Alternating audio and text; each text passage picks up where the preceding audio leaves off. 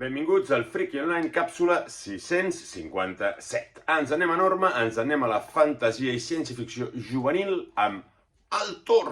Altor, que no és el títol d'un còmic de Chiquito de la Calzada, perdoneu la broma, integral número 1, còmic inèdit, signat per Moebius i per Bati. Ja us dic, la signatura de Moebius surt aquí, en l'edició de Dargaud surt com a Jean Giraud, no com a Moebius, i el que fa és fer el guió, ajudar en el guió de Bati i també ajudar una mica en la part gràfica. Bati és un fan de Giraud i va col·laborar amb ell, a partir d'aquí van entablar amistat, ho expliquen tot això en el pròleg, i ell tenia aquesta història, aleshores Moebius li va com redefinir una mica i a partir d'aquí van fer aquesta col·laboració. De què va i què és? És un còmic juvenil, d'aventures, on barreja dues coses interessants, que és, per un cantó, la fantasia, ens crea un món de fantasia, o sigui, el protagonista, que és Altor, que és Bajo, per favor, més acudits dolents, no.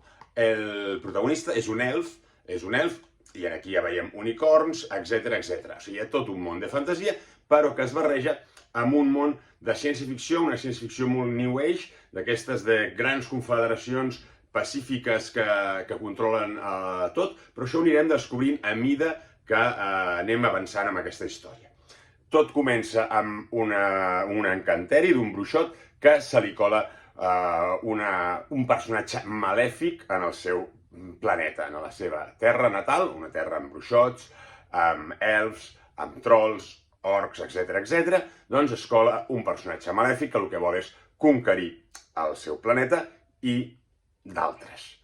A partir d'aquí es crearà un conflicte on el protagonista principal serà aquest Altor, que és aquest elf. El dibuix, molt a la línia Giraud de l'època d'Edena.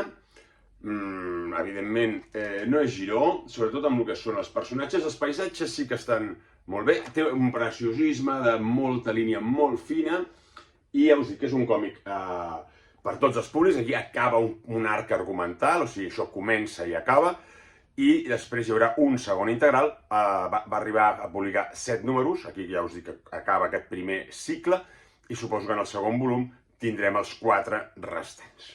Doncs ja ho sabeu, una aventura refrescant signada per Jean Giraud i Bati. Salut i a llegir còmics!